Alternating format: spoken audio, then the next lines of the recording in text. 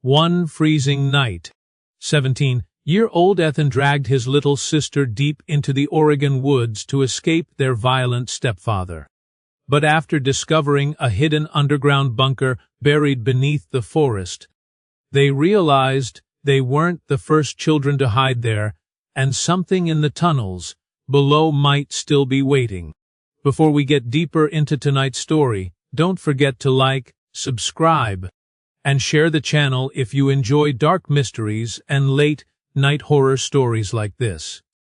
It really helps the channel grow and lets me keep bringing you more stories every week. And real quick, where are you listening from tonight?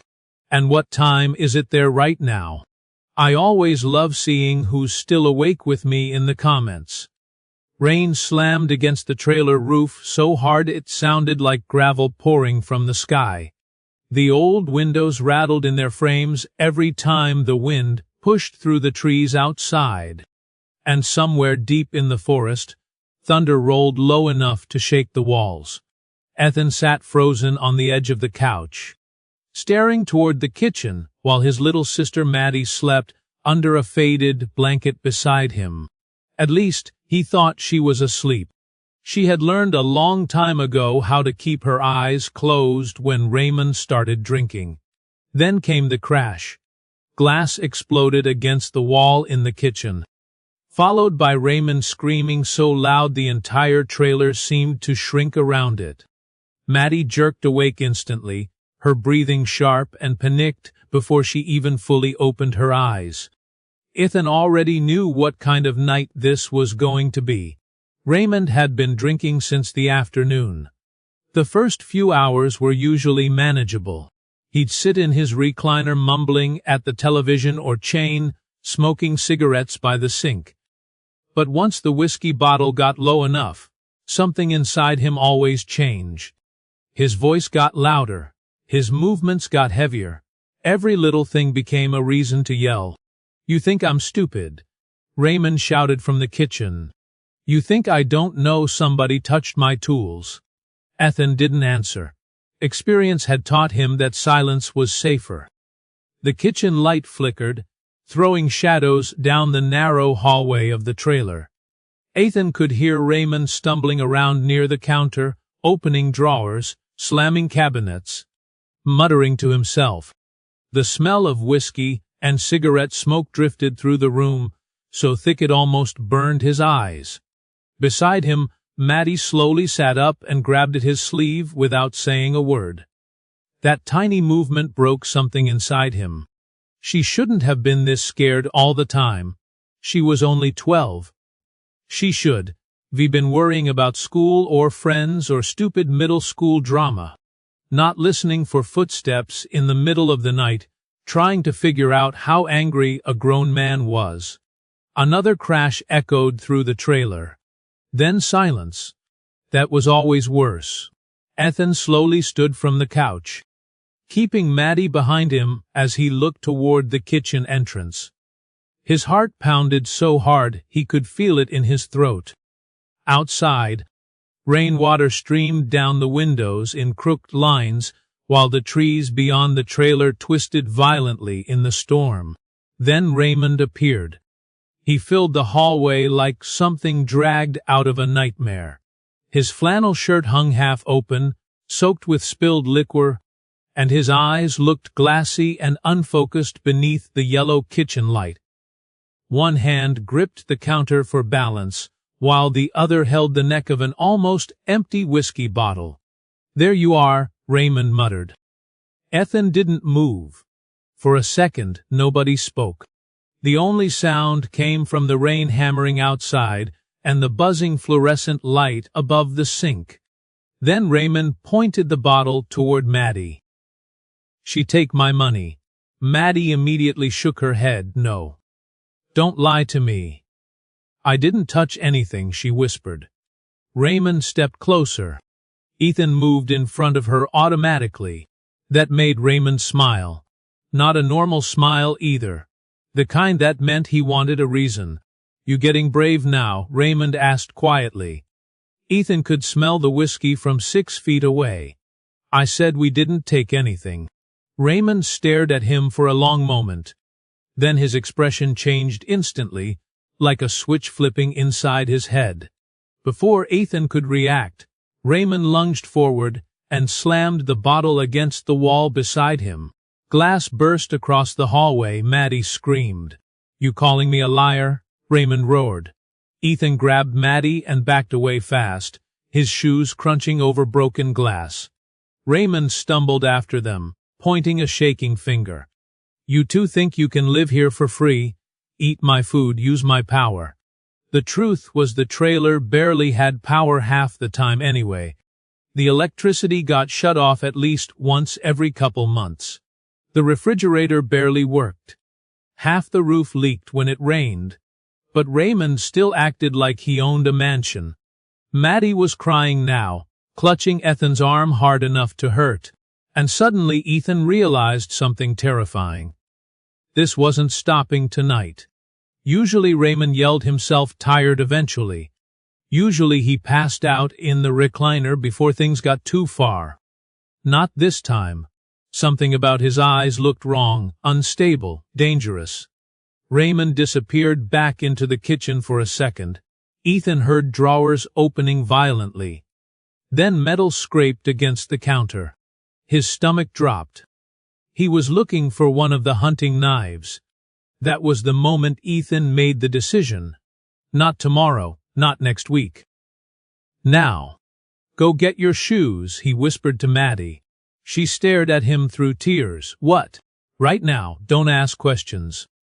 Raymond was still tearing through the kitchen behind them, cursing louder every second. Maddie ran for the bedroom while Ethan moved toward the front door. His hands shook as he grabbed the old backpack hidden beside the couch.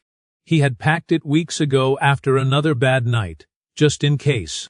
Inside were 2 hoodies, canned food, a flashlight, matches, and the little bit of cash he'd secretly saved from working after school at the gas station. Not enough for a new life, but maybe enough to survive a few days. Maddie came running back wearing sneakers and an oversized jacket. Her face was pale. "Ethan, don't talk," he whispered. "Just stay next to me." Behind them, Raymond suddenly shouted from the kitchen. "Where you going?" Ethan didn't answer. He grabbed the door handle and threw it open. Freezing rain blasted into the trailer instantly, along with cold wind so sharp it almost took his breath away. The woods beyond the trailer looked completely black under the storm, the trees swaying violently back and forth like they were alive. "Get back here!" Raymond screamed. Ethan pulled Maddie down the steps, just as something crashed against the wall behind them. Neither of them looked back. They ran straight into the trees. They ran until the trailer lights disappeared completely behind the trees. Rain soaked through Ethan's hoodie within minutes, turning the fabric heavy against his skin while branches clawed at his face every time he pushed deeper into the woods. Maddie struggled to keep up beside him, slipping constantly on the mud-covered ground, but neither of them slowed down. Somewhere behind them, faint through the storm, Raymond was still screaming. The forest outside Estacada felt different at night. During the daytime, it looked like any other stretch of Pacific Northwest timberland, towering fir trees, wet moss, logging roads disappearing into the mountains. But after dark, especially in weather like this, the woods felt endless, like something alive. The deeper they went, the quieter the world became, until the only sounds left were rain hitting leaves and their shoes crushing through wet brush. Ethan finally stopped near a fallen cedar tree and bent over trying to catch his breath. Maddie looked exhausted already. Her blonde hair was plastered against her cheeks from the rain, and her hands shook violently from the cold. "I can't feel my fingers," she whispered. Ethan looked around at the darkness surrounding them. Every direction looked the same. Massive black trees disappearing into fog and rain. He knew these woods better than most kids his age, because Raymond used to drag him hunting every fall, But even he felt disoriented tonight. "We'll stop soon," Ethan said. "We just gotta get farther away first." Maddie nodded, even though she looked ready to collapse. They kept moving. About 20 minutes later, the rain finally started easing up, but the temperature dropped hard. Cold mountain air drifted through the trees, carrying that sharp, wet, earth smell forests get after storms. Ethan could already tell they were in trouble if they didn't find shelter soon. They had food in the backpack, flashlights, blankets. But none of that would matter if Maddie got hypothermia before sunrise. Then Ethan noticed something strange. A section of ground near the ravine looked uneven, almost sunken inward beneath layers of dead leaves and moss. At first he thought it was just erosion from the rain, but when he stepped closer, his boot hit metal. The sound stopped him instantly. Not rock. Metal. Ethan crouched down and brushed away wet leaves with both hands. Beneath the mud was a rusted steel surface hidden under decades of dirt and moss. Maddie knelt beside him silently while he cleared more away. It looked like a hatch. "Someone put this here," Maddie whispered. Ethan grabbed the flashlight from his backpack and aimed it downward. The beam revealed part of a thick metal door buried into the hillside. Most of it was hidden beneath roots and mud, but near the center was an old wheel-style handle covered in rust. For a second, neither of them moved. The thing looked ancient, almost military. Ethan grabbed the handle and pulled. Nothing happened. He wiped mud from his hands and tried again, harder this time. The metal groaned loudly beneath the forest floor. Then suddenly the hatch shifted. Cold air rushed upward from the darkness below. Maddie immediately stepped backward. "What is that?" Ethan aimed the flashlight into the opening. A narrow concrete stairway disappeared underground beneath the trees. He should have walked away right then. Any normal person probably would have. But the freezing wind cut through his soaked clothes again, and behind him the forest stretched for miles in every direction. They had nowhere else to go. "We were just looking," Ethan said quietly, mostly trying to convince himself. The stairs creaked beneath their weight as they descended underground. Water dripped from the ceiling somewhere deeper inside the structure, echoing faintly through the darkness. The deeper they went, the warmer the air became, not warm exactly, just dry, still, protected from the storm outside. At the bottom of the stairs was a steel door hanging partially open. Ethan pushed it slowly. The flashlight beam swept across a massive underground room. Rows of metal shelves lined the walls. Rusted cans sat untouched beneath layers of dust. There were old folding chairs, broken lamps, storage crates, and what looked like military cots shoved against one side of the room. Thick pipes ran along the ceiling, disappearing into darkness farther down the tunnel. Maddie stared around wide-eyed. "This place is huge." Ethan didn't answer. Something about the room felt wrong immediately. Not dangerous exactly, just abandoned too suddenly. Like people had once lived here and left in a hurry. The smell hit him next. Mold, rust, damp concrete. And something older underneath all of it.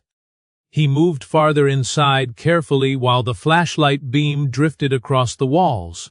Most of the supplies looked decades old, but near one corner sat a stack of blankets that looked almost untouched.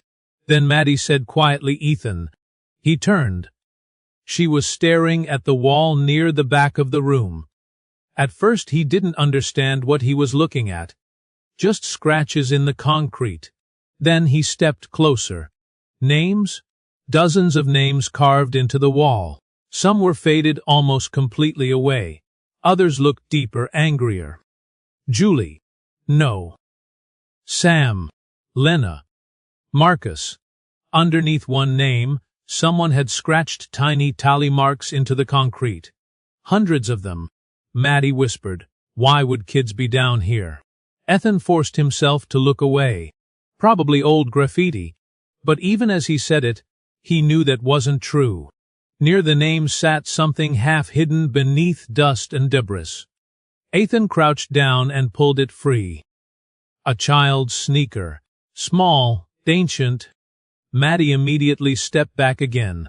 Okay, I don't like this place. Ethan's chest tightened. He should listen to her. But outside the storm still raged through the forest, and they were exhausted, freezing, and alone. This place might been creepy as hell, but it was dry, hidden, safe enough for one night. At least that's what he told himself. He found an old maintenance room, connected to the main chamber, with a rusted generator in the corner, and 2 metal cots against the wall.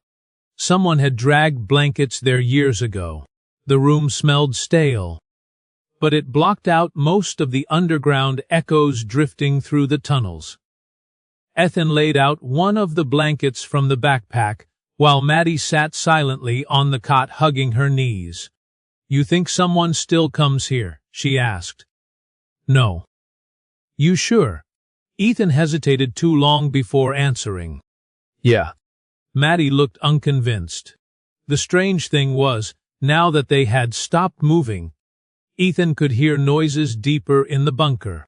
Not loud noises, just distant sounds traveling through old pipes and tunnels.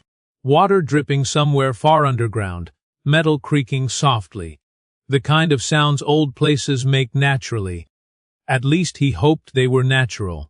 He sat near the doorway, holding the flashlight across his lap, while Maddie slowly drifted to sleep beside him. That was when he noticed the cassette tape recorder sitting on a shelf near the generator. Dust covered most of it, but the tape inside looked newer than everything else in the room. Ethan stared at it for several seconds before standing up. He pressed play. Static crackled through the tiny speaker. Then a girl's voice whispered through the darkness. If somebody finds this place, don't go below level 3. The voice on the cassette cut out almost immediately after that sentence. Just static. A low hiss filled the maintenance room, while Ethan stood frozen beside the recorder, staring at it like it might suddenly start talking again. Maddie slowly sat up on the cot. What did it say?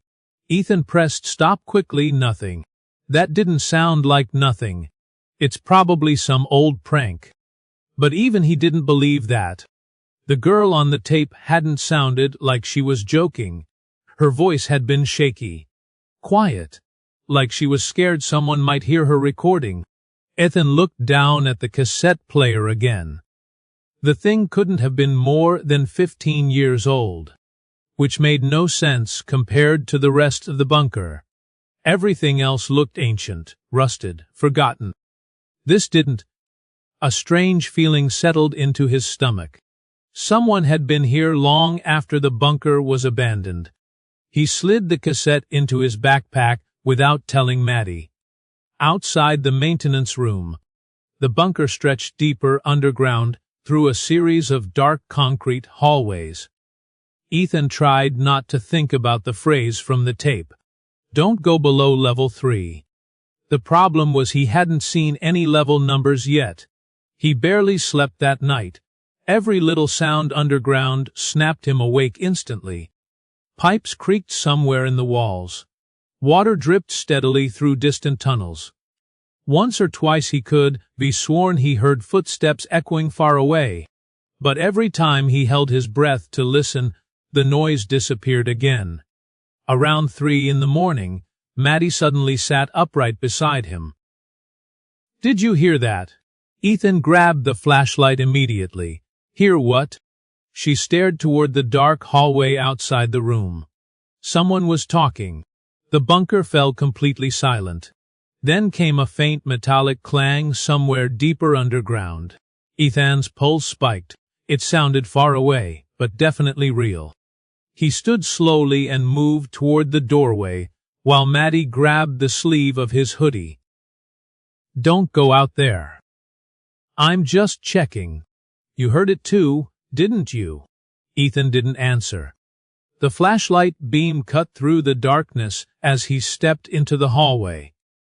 Dust floated through the air.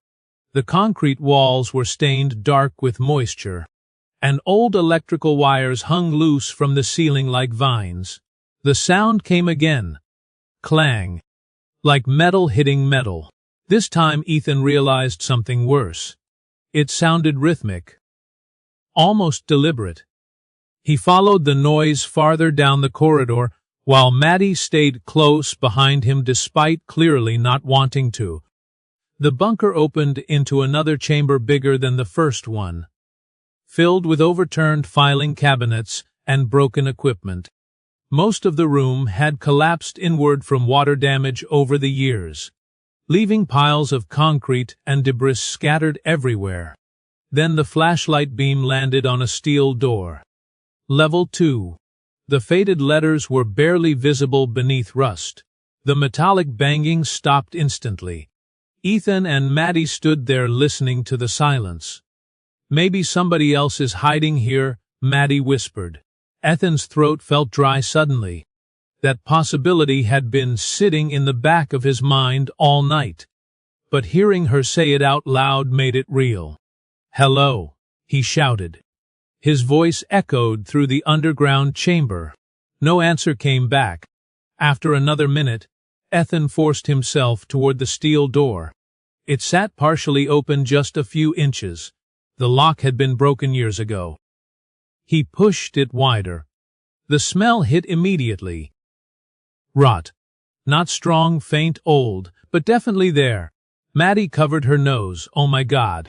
Inside were rows of tiny rooms built along a narrow hallway. Most of them looked like storage cells. Small concrete spaces with metal doors and thin mattresses on the floor. Not bedrooms. Cells. Ethan's stomach twisted.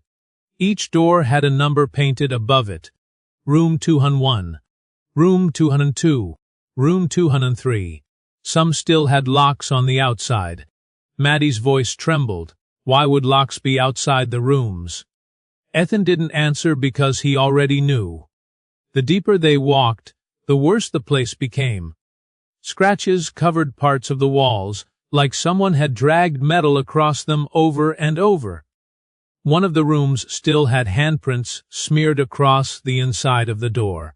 Then Ethan found the drawings. Crayon drawings taped to the concrete wall. Most had faded from age, but a few were still visible: stick figures, trees, smiling suns. Child drawings. One picture showed a little girl standing underground beside a giant black doorway. Underneath, shaky handwriting read, "He comes at night." Maddie immediately stepped back. "I want to leave." Ethan nodded slowly. For the first time since finding the bunker, he agreed. Something terrible had happened here. And suddenly the idea of sleeping underground didn't feel safe anymore. As they turned to leave, the flashlight flickered once. Then again. The hallway around them dimmed for half a second before stabilizing. Maddie grabbed Ethan's arm hard enough to hurt. "Please tell me that's just the batteries." Before Ethan could answer, a sound drifted down the hallway behind them.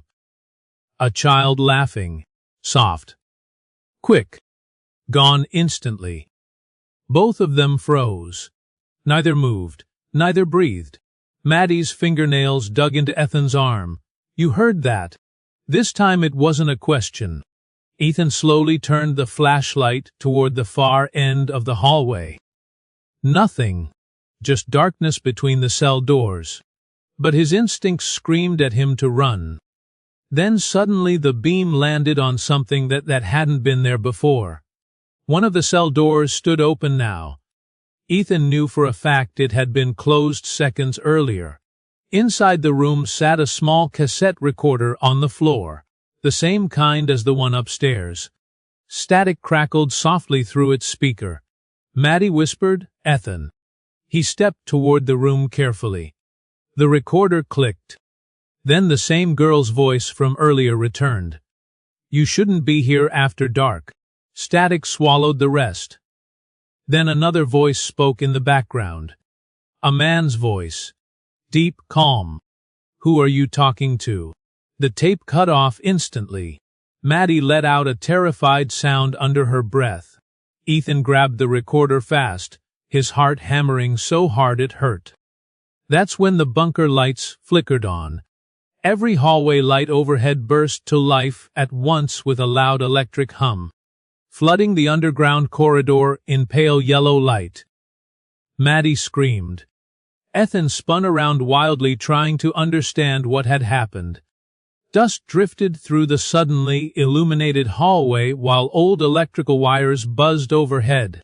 Then somewhere deeper below them, hidden far beneath level 2, a loud mechanical noise echoed upward through the bunker.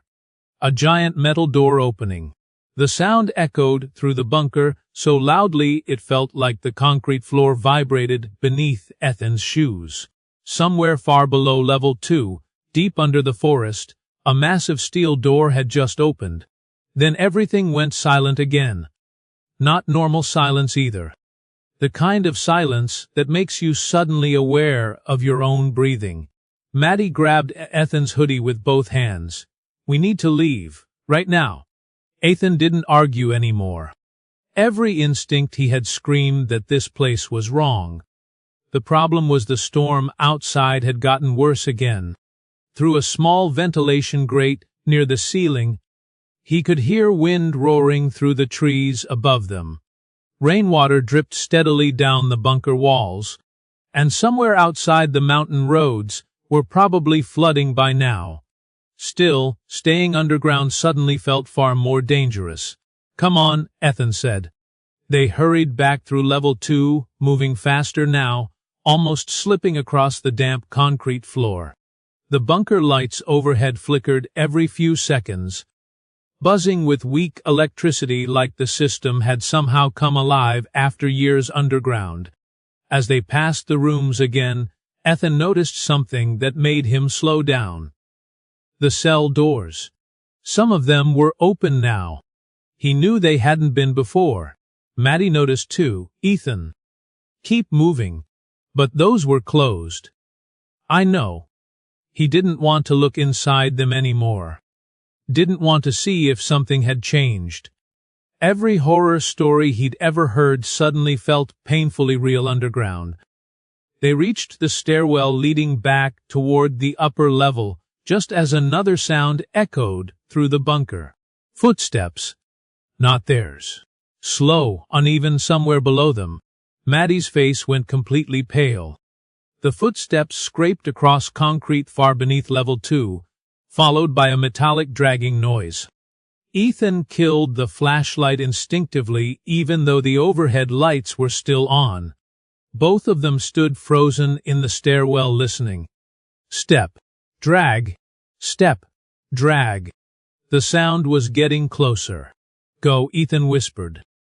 This time they ran. They rushed back through the main chamber near the bunker entrance, knocking over old cans and debris as they moved.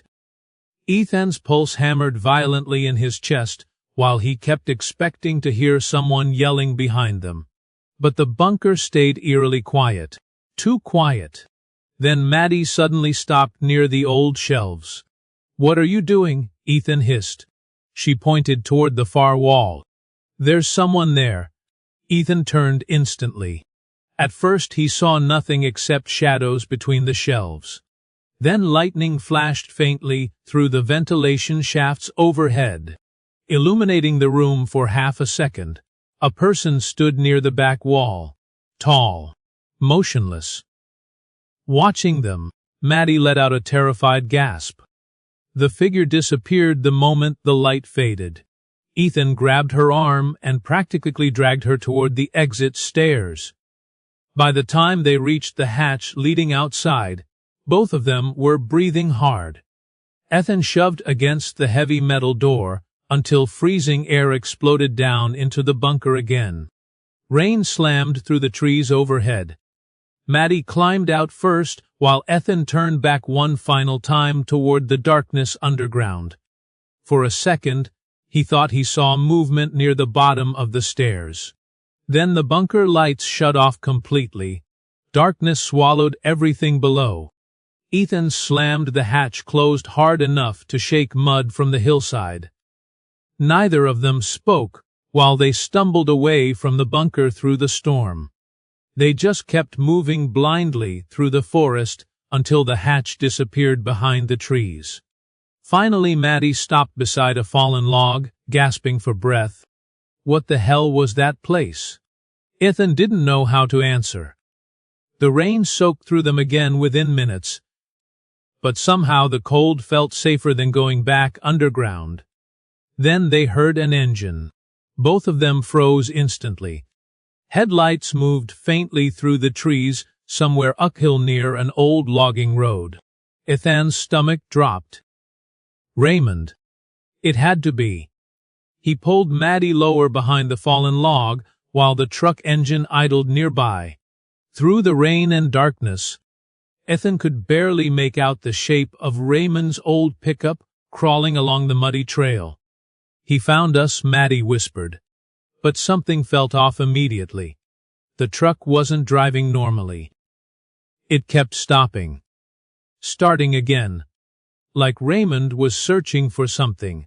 The driver's side door opened, and even through the storm Ethan recognized Raymond's voice yelling into the woods. "Ethan!" No answer. "Madison!" Lightning flashed overhead, briefly illuminating Raymond standing in the rain holding a flashlight and a shotgun. Maddie started shaking beside him. "He brought a gun." "Shit!" Raymond swept the flashlight beam through the trees wildly. "You kids need to answer me right now." Ethan expected anger in his voice. Instead he heard panic. Real panic. Raymond stumbled through the mud farther down the trail, shining the flashlight toward the ravine where the bunker hatch was hidden. Then he shouted something strange. "No, no, no." Ethan frowned. Raymond hurried down the slope fast enough to nearly fall. Maddie whispered, "What's he doing?" Ethan slowly raised his head just enough to watch through the rain. Raymond had found the hatch. Even from a distance Ethan could see the man staring at it in disbelief. Then Raymond looked around the woods frantically before screaming. "Did you go inside that thing?" Ethan and Maddie stayed silent. Raymond's breathing sounded ragged even from uphill. He gripped the flashlight so tightly his hand shook. "Ethan," he yelled again, "if you read down there, answer me now." Still silence.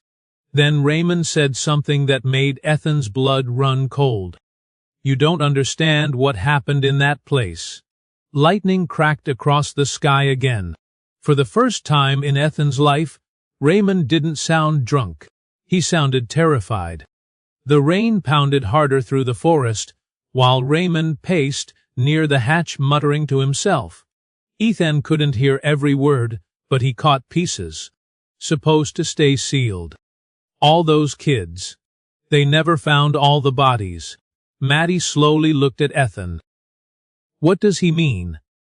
Before Ethan could answer, a loud metallic bang exploded from underneath the ground, directly beneath Raymond's feet. Raymond jumped backward instantly, almost dropping the flashlight. Another bang echoed upward from below the hatch. Then another. Like someone or something was slamming against a steel door deep underground. Raymond backed away fast. "No," he whispered. Bang, bang, bang. The hatch handle began rattling violently. Maddie covered her mouth to stop herself from screaming. Raymond stared at the hatch for one frozen second before suddenly turning toward the woods. "Run!" he shouted. Then the hatch burst open. The hatch exploded upward with a deafening metallic shriek, throwing mud and dead leaves into the storm.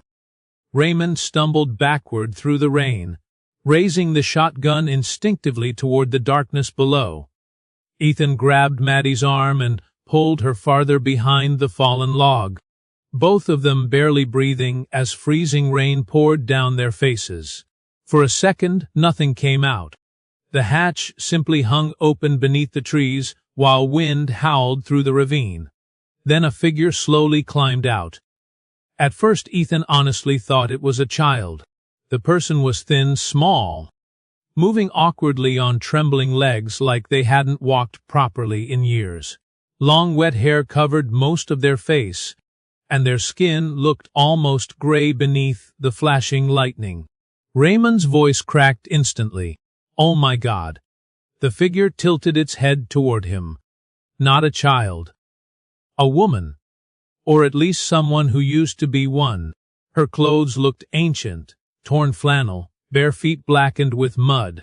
Chains still hung loosely from one wrist, clinking softly whenever she moved. Maddie buried her face against Ethan's shoulder. "What is that?" Ethan couldn't answer. The woman took another slow step into the rain. Her eyes reflected strangely in the flashlight beam, wide, pale, almost animal, like after years underground. Then more movement appeared behind her. Another figure climbed from the hatch. Then another. Ethan felt his stomach drop completely. People. There were people down there. Some looked young, some old. A few moved like they were injured. Others crawled halfway onto the surface before freezing in the rain, like they'd forgotten what outside even looked like. Raymond backed away in horror. No, they said everybody died. One of the figures suddenly turned toward Raymond's voice and smiled. It wasn't a normal smile. It looked wrong somehow, too wide, too empty. Raymond fired the shotgun instantly. The blast echoed violently through the trees, sending birds exploding from branches overhead. One of the figures collapsed backward beside the hatch, while the others scattered wildly into the woods with terrifying speed. Maddie screamed. The woman with chains around her wrist let out a horrible sound somewhere between a cry and an animal shriek before disappearing into the darkness between the trees. Then the forest erupted with movement. Shapes rushed through the rain from every direction, fast, low to the ground. Ethan only caught flashes of pale faces and filthy clothing between lightning strikes. Raymond pumped another shell into the shotgun frantically. "Run!" he screamed again. This time Ethan didn't hesitate. He dragged Maddie uphill through the storm while chaos exploded behind them. Branches snapped somewhere in the darkness. Raymond shouted. Another shotgun blast thundered through the woods, followed immediately by a scream so awful Ethan nearly stopped running. But he didn't look back. The forest had become a nightmare around them. Rain blinded him. Mud pulled at his shoes with every step. Maddie kept slipping beside him, crying so hard she could barely breathe. "Ethan, slow down. We have to keep moving." Behind them came sounds Ethan knew he'd never forget for the rest of his life. People running through the trees. Not chasing exactly. More like hunting. The noises moved strangely fast through the woods, circling them somewhere beyond the rain. Every few seconds Ethan caught glimpses of movement between the trees, thin figures darting silently through the darkness.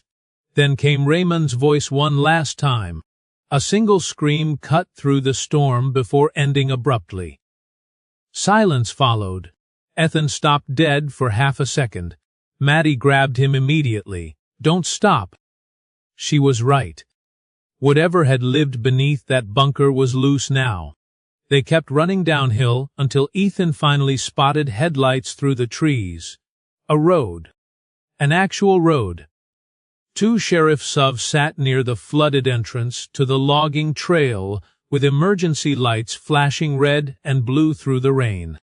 Deputies moved through the storm with flashlights yelling to each other over the wind. Ethan practically collapsed when he reached them. "Please," he shouted, "you have to help us." One of the deputies grabbed him before he fell. "Whoa. Hey, easy. What happened?" "There's people in the woods," Ethan gasped. "Underground, there's something underground." Maddie was crying uncontrollably now, shaking so hard she could barely stand. The deputy exchanged a quick look with another officer. Then somewhere behind the tree line, deep in the darkness, came another scream. Every deputy turned instantly toward the forest. "What the hell was that?" one of them muttered. Sheriff Daniels stepped forward, older than the others, broad-shouldered beneath his rain jacket. His flashlight beam swept toward Ethan. "Where's Raymond Cole?" Ethan stared at him silently for a second. Then another distant scream echoed through the woods. This one sounded much farther away, like whatever was happening out there was moving deeper into the forest. Sheriff Daniels immediately grabbed his radio. "All units stay near the vehicles. Nobody goes into those woods until daylight." One deputy frowned. "What about Raymond?" Daniels looked toward the black forest for a long moment before answering quietly. "We too late." The storm lasted until morning. By sunrise, search teams finally entered the woods around Hammond Ridge. Ethan and Maddie sat wrapped in blankets inside the back of a sheriff's sub while rescue crews searched the area. They found the bunker hatch around 9:30, but when deputies opened it, the underground facility was empty. Completely empty. No people, no bodies, nothing except rusted rooms and decades of dust. Even stranger, parts of the bunker looked far older than Ethan remembered. Some hallways had collapsed completely. Several doors looked sealed shut for years from water damage. One deputy actually laughed when Ethan tried explaining the underground cells. "There's no level 2 down there," he said. "Half this place caved in a long time ago." But Ethan knew what he saw. So did Maddie. Then they found Raymond. Or part of him. His shotgun was discovered nearly 2 miles from the bunker near the riverbank. Blood covered the trees nearby, but no body was ever recovered. The official report blamed an animal attack during the storm. Mountain lion. Bear. Something simple people could accept. Nobody mentioned the bunker publicly after that.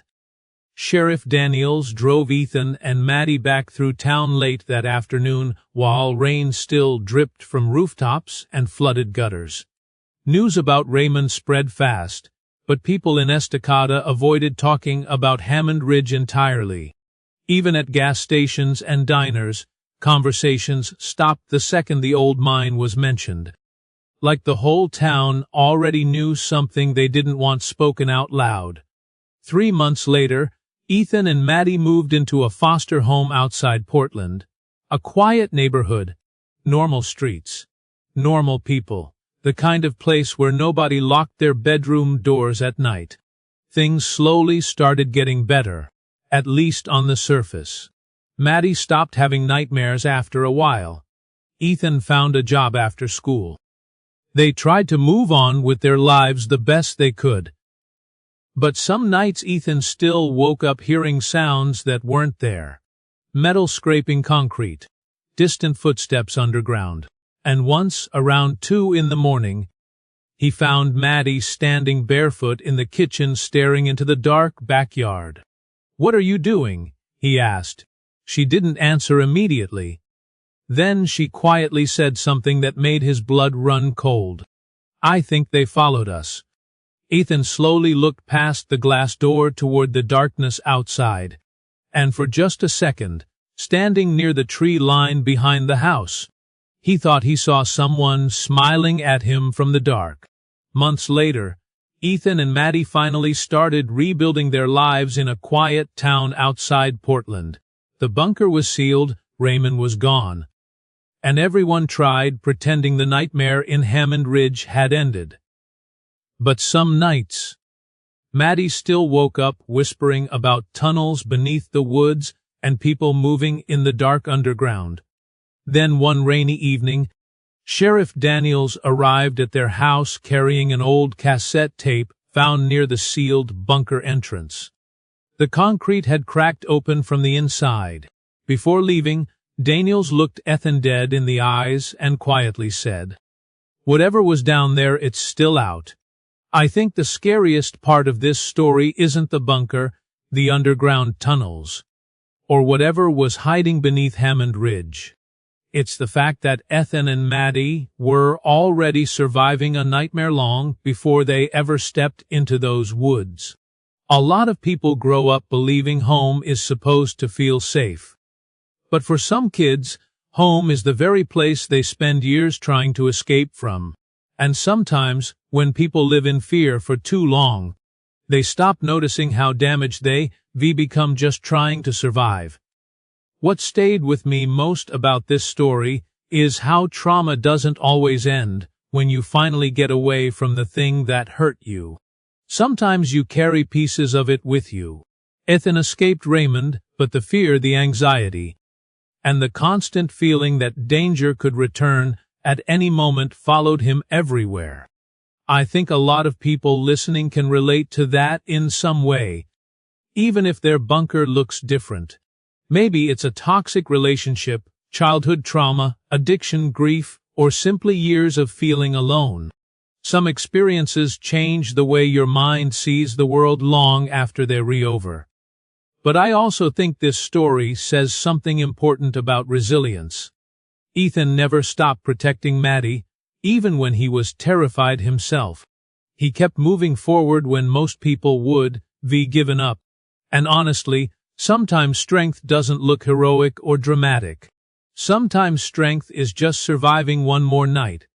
Sometimes it's choosing not to become the same kind of monster that hurt you. And maybe that's the biggest lesson here. Darkness spreads easily. Pain spreads easily. Hurt people often hurt other people. But the cycle only stops when somebody decides it stops with them. So if you take anything away from this story, let it be this: just because something damaged you doesn't mean it gets to define who you become. Your past can follow you, but it does not have to own you.